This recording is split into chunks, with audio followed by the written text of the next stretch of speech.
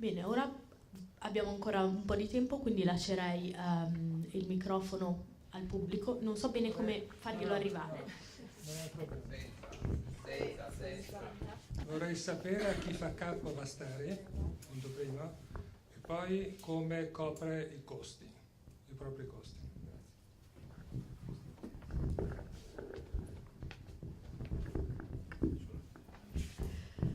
Allora, Vastari si pone proprio come un terreno di dialogo indipendente, per cui se per fa capo intende chi ha finanziato il progetto, è un progetto che è stato finanziato in una fase iniziale con un primo finanziamento da collezionisti privati che possedevano collezioni di interesse museale a livello della qualità delle opere, ma non avevano uno strumento di comunicazione o un network abbastanza esteso, e quindi hanno immediatamente capito il potenziale del progetto e hanno deciso di investire. Successivamente abbiamo appena chiuso un secondo round di finanziamenti che arrivano invece da un fondo di investimento istituzionale che di nuovo in questo caso sarà chiaro, non fa parte della nostra board of directors, per cui di nuovo l'idea è in un futuro prossimo di avere una board di esperti a livello internazionale, ma di esperti del sistema, perché l'idea appunto è rifarsi ai punti di vista di chi in questo campo opera, invece che avere appunto di dover far capo a una realtà piuttosto che a un'altra, scegliendo di privilegiare una delle due parti. Riguardo alla invece come i costi vengono coperti, il sistema funziona ad abbonamento, per cui si paga un'iscrizione per poter avere accesso al sito. Proprio per la volontà di rendere la piattaforma il più democratica possibile, le prime 5 opere possono essere caricate in maniera completamente gratuita e successivamente si può optare per un'iscrizione annuale, decennale o per un abbonamento a tempo indeterminato, perché chiaramente il processo di valorizzazione dell'opera e anche proprio il processo a livello logistico di progettazione di una mostra richiede un tempo significativo. Grazie. Tra l'altro, leggevo da un'intervista della prima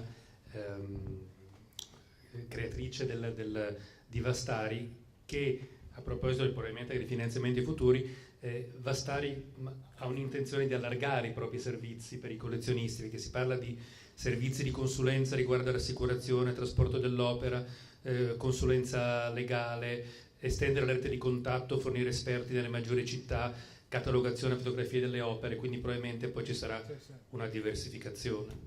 Assolutamente, questi sono servizi di consulenza che offriamo offline con i clienti che ci contattano personalmente, e di nuovo chiaramente non possiamo essere esperti e coprire tutte le discipline di cui ci occupiamo, per cui saranno primariamente dei servizi che stiamo negoziando attraverso partnership con esperti del settore.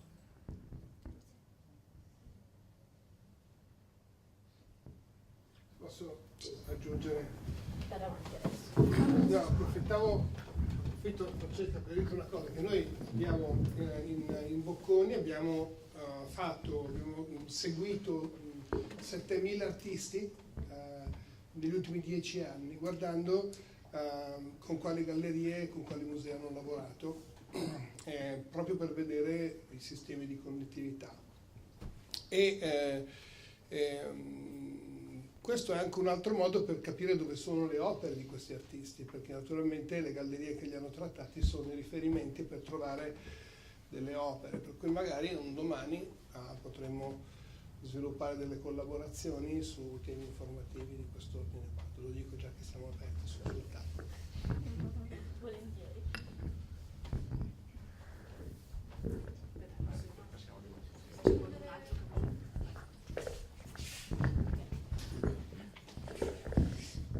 A me solo un breve intervento da un punto di vista proprio come conservatrice. Io ho lavorato sia per collezionisti come consulente sulle collezioni di arte molto contemporanea, e questo mi sembra un ottimo sistema, perché io, almeno per la mia esperienza, ho visto molto spesso che collezionisti, soprattutto in collezioni medie, hanno un problema proprio nella catalogazione. È un tema, cioè, io mi sono trovata a catalogare, fare piani di conservazione programmata per collezionisti che molto spesso hanno acquisito delle opere, soprattutto laddove ci sono nuovi media, immagini in movimento, su supporti strani, senza saper bene cosa farne, senza saper bene anche forse cosa veniva acquisito, quindi questo è un problema a monte. È un software che riesca a porre ordine nelle collezioni e quindi magari anche ad avere un supporto. Già è un'ottima cosa il fatto che un collezionista, veramente, io ho visto collezionisti con opere pazzesche, catalogate su carta, oppure collezionisti acquisire DVD come master copy di video di un valore notevole. Insomma, già questo è un ottimo. Dal punto di vista invece di conservatore di museo di arte contemporanea, mi sembra molto bello che le informazioni vengano condivise. È vero che il mondo museale, soprattutto in Italia, ha dei problemi oggettivi di fondi, è vero che ci sono i vincoli, ci sono le soprintendenze che, nonostante i buoni intenti, insomma, poi alla fine le cose in Italia si sa che vanno sempre un po' così. Però dal punto di vista museale, secondo me, sarebbe veramente bello, doveroso, e speriamo che avvenga, riaprire proprio un contatto diretto, soprattutto col mondo del collezionismo e soprattutto con gli artisti, perché lavorare, secondo me, quello che è bello proprio del lavoro mio, del lavoro nostro, è quello di poter lavorare con gli artisti e di poter lavorare con i collezionisti, per anche perché in fondo comunque sì, ci sono delle difficoltà, ci sono delle difficoltà oggettive, però è un lavoro che si fa sempre nelle collezioni, soprattutto nelle collezioni pubbliche, nella preservazione ma anche nella valorizzazione, con tanto amore proprio, quindi è bello che questo venga anche detto ogni tanto. L'altra cosa che invece volevo chiedere era, perché vedevo prima nella brochure, i curatori che possono essere accreditati, giusto, per accedere, devono essere solo curatori museali? No, perché in realtà oggi sono forse, anche nei musei molto spesso non ci sono figure, anche al Museo del Novecento ci sono molto spesso mostre come anche nel caso di Alessandra, di curatori freelance che vengono chiamati per organizzare delle mostre specifiche, quindi non deve essere solo un curatore di un museo, anche curatori freelance. Allora, la formula di definire l'accesso solo a curatori museali è per sostanzialmente si riferisce, va a coprire il caso in cui la mostra sia una mostra commerciale, quindi quello che non possiamo accettare come un membro istituzionale sul sito è qualcuno che stia organizzando una mostra commerciale, perché appunto proprio l'aspetto di cui cerchiamo di occuparci, la nostra nicchia è quella dei prestiti, e chiaramente per quanto riguarda curatori freelance c'è la possibilità che queste persone lavorino in realtà di tipo diverso. Quello che facciamo, abbiamo accettato curatori freelance e semplicemente firmiamo un documento che li vincola ulteriormente rispetto ai termini e condizioni di utilizzo a utilizzare. Spesso nascono prima le mostre, magari viene il curatore e dice: ho pensato a una mostra. Assolutamente, che poi viene proposta e trova sede in un museo. Assolutamente, appunto l'idea è appunto di costruire, di includere piuttosto che di limitare e porre i paletti. Chiaramente c'è da stare attenti, perché i curatori, avendo accesso alle informazioni riguardo alle opere, devono contattare il collezionista solamente per scopi non commerciali, perché altrimenti ovviamente si va a toccare quegli aspetti di privacy e di sicurezza che ho menzionato, che sono stati veramente spesso la chiave per convincere qualcuno ad affidarsi a un sistema del genere. C'è, devo dire, abbastanza scetticismo nel processo di digitalizzazione, nell'affidarsi al diciamo web, per cui questo è unicamente il nostro scrupolo nel dire curatori accreditati, ma spero di aver chiarito. Posso chiedere, chiedo una cosa a Yolanda che potrebbe interessare appunto i collezionisti, la questione della notifica della sovrintendenza potrebbe essere cioè lo è già, una domanda retorica, un handicap per i collezionisti italiani di aderire a un'iniziativa come Vastari? Cioè, va anche spiegato magari per tutti che cos'è questa notifica. Yolanda? Se la notifica potrebbe essere un handicap.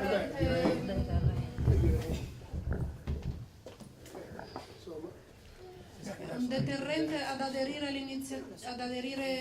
io Vastari lo vedo proprio come una piattaforma, quindi quasi come un servizio. Cioè, rendere pubblico un'opera che tu hai in collezione. Io ho un po' questa, è vero che c'è un po' questa cosa, i collezionisti hanno un po', soprattutto quelli di arte antica. Ora io mi occupo più di contemporaneo, quindi il problema è un po' diverso, giustamente come è stato notato. Perché anche se sì. Comunque la notifica è una catastrofe per la il notifica è... può essere una catastrofe, però non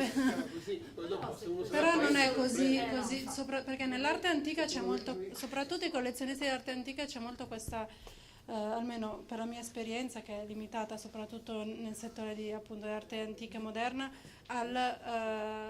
c'è proprio una specie di spauracchio. D'altro canto, secondo me, le soprintendenze non hanno neanche le forze per star dietro a ogni cosa. Quando sul sito così trovano tutto, perfetto. Ma no, comunque, ripeto, non sono in questo momento la persona adatta a difendere le soprintendenze. Però anche le soprintendenze sono fatte di persone ragionevoli. Non lo vedo come deterrente, ecco, sinceramente. Volevo spezzare una lancia. No, aveva anche spiegato al pubblico cos'era la notifica.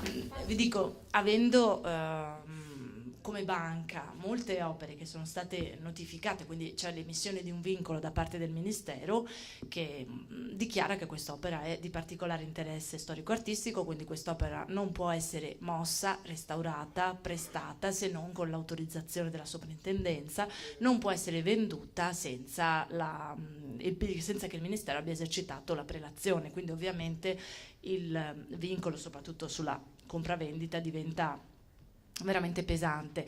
Però vorrei dire che come collezionista privato, è vero che noi siamo una banca, quindi siamo già una struttura diversa rispetto ad un collezionista strettamente privato, ad un individuo, questo non ci ha creato poi così tante difficoltà, nel senso che il rapporto con le soprintendenze viene anche costruito, quindi quando si restaurano le opere, quando si prestano, a noi non è mai successo di avere dei pareri negativi ad avviare un restauro, a prestare. È un po' fortina, ma non credo che le soprintendenze si lasciano molto. Devo dire che i funzionari delle soprintendenze non è che si lasciano molto influenzare. Ma fondamentale la vendita. Ecco, siccome quello che non ci coinvolge, perché è difficile ovviamente che una banca venda, anzi di solito acquista e non vende per ovvi motivi, insomma, e anche perché le collezioni sono ereditate, il problema più importante non ci coinvolge più quello del restauro, del prestito, e devo dire che sul prestito, per esempio, non c'è mai stato negato avendo valutato a priori ovviamente il progetto scientifico, l'istituzione, le garanzie a livello di conservazione e di sicurezza che la sede espositiva offriva, non ci sono mai stati negati i prestiti. Non è che adesso la soprintendenza proprio sia lì come un falco anzi è positivo a volte il vincolo, perché rende, insomma, ci sono anche delle garanzie, ecco, non dobbiamo proprio avere questo spauracchio del vincolo ministeriale. Anche perché in teoria È una cosa positiva, sì, cioè, può nel essere senso, anche dà valore. è anche obbligatoria. Sì, esatto. È anche abbastanza obbligatoria No, infatti è obbligatorio. È la compravendita. È obbligatorio anche. Cioè i beni sono comunque tutelati. No, allora io penso che il problema è Adesso sì, fino a 5 anni fa, insomma. cioè la tutela è un obbligo, non è un optional. Quindi, poi dopodiché io sono la prima a dire che in Italia, ripeto, in questo momento nello specifico, per varie questioni di sicuro non sono a difendere le soprintendenze, però uno è un obbligo e due il problema forse è a monte, ed è il fatto di favorire anche quello che diceva prima il signor Parmigiano, di favorire i collezionisti nella circolazione. Questo è un altro punto che dovrebbe essere doveroso. Poi ripeto, nell'arte antica ho meno esperienza, nell'arte contemporanea a volte non parliamo di opere recentissime perché non possono nemmeno essere vincolate, però il fatto di avere per esempio una garanzia sulla conservazione non è malvagia, perché è ancora un tema che è talmente in corso di definizione che avere un parere, è anche in realtà anche nell'arte antica avere una garanzia che è un restauro, perché comunque di restauri fatti male ce ne sono tanti, di restauri fatti bene anche, però potrebbe anche essere una buona cosa.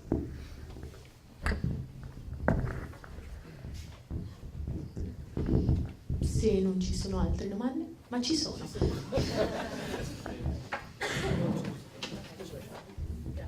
Arriva il filo, se no ne alzo io. Allora, abbiamo sinora sentito la voce di conservatori, questa interessante iniziativa. Adesso io propongo la voce di un artista, che sono io. Allora, un artista che nessuno di voi conosce, ma tu mi conosci. Allora, un artista che fra 10 giorni inaugurerà una mostra al Museo Diocesano, che il giorno 11 dal caveau del famoso cantiere del Novecento verrà esposto un suo lavoro.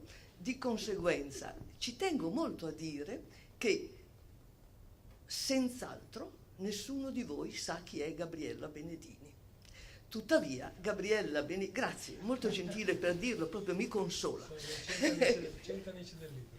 Ah, 100 amici del libro, benissimo. Allora, ho appena fatto una grossa mostra allo Spazio Oberdan 2 anni fa. Adesso la faccio al Museo Diocesano. Le ripeto, nella prossima sezione della scultura che verrà proposta al cantiere del Novecento ci sarà un mio lavoro. Questo per dire, perdonatemi, per dire che esiste una zona sommersa, che esiste, ma anche da un punto di vista del credo, ma non perché io debba esprimere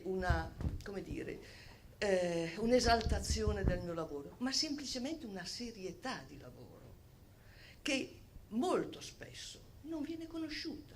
Perché? Perché il circolo che fa emergere questa zona, l'ha detta bene questo signore, è fatta dalle gallerie, dal mercato e dai musei.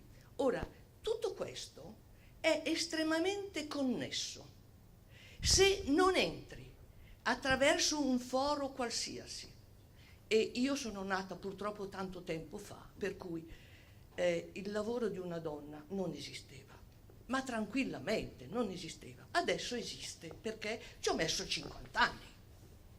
Allora, io dico, tra questo gioco molto vincolante, molto selettivo, escludente tutto quello che non entra in un gioco di interessi, che possono essere anche interessi validi, non escludo che siano solo interessi biecamente mercantili. Però c'è tutta una zona, veramente, dove probabilmente questo Vasari attuale, potrebbe benissimo fare delle indagini. Ora, è chiaro che io dovrei dire al dottor Ferretti, che lei ben conosce, che è un mio collezionista, anzi l'ho invitato stasera e mi sono detto, ma perché non c'è in questo momento? Sarebbe stato utilissimo, perché il dottor Ferretti possiede una bellissima collezione, dove anch'io esisto. Ma ora ci sono questi collezionisti preziosi, privati, silenziosi, non,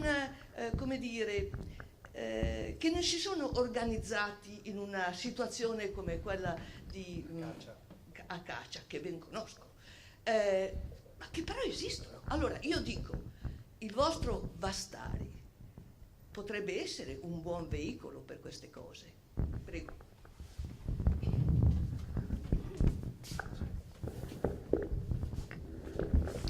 Assolutamente, l'idea è di dare voce anche a questi collezionisti e appunto di far emergere opere, come dicevo, di includere e di valorizzare invece, cioè di rompere questo silenzio di cui lei parlava. Quindi assolutamente questa è l'idea con cui nasce Vastari. Voglio ricordare che c'è la funzione di database, di archivio per il curatore, di archivio digitale per il collezionista, ma è anche primariamente un canale di comunicazione volto all'organizzazione della mostra, ma anche volto a fini di ricerca, per cui l'idea è di stabilire un dialogo, come diceva il titolo di questa conferenza, non necessariamente di finalizzare un prestito, che pure appunto è poi lo scopo ultimo, ma è proprio di riallacciare i fili di questa conversazione tra i diversi operatori nel mondo dell'arte.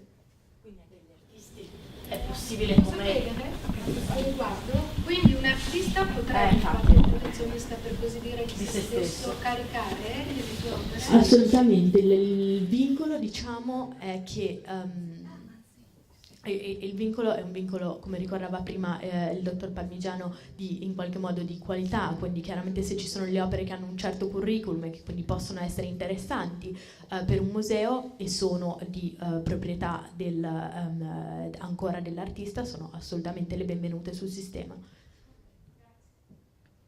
L'artista non ha i soldi per pagare l'iscrizione. Questo potrebbe essere un problema.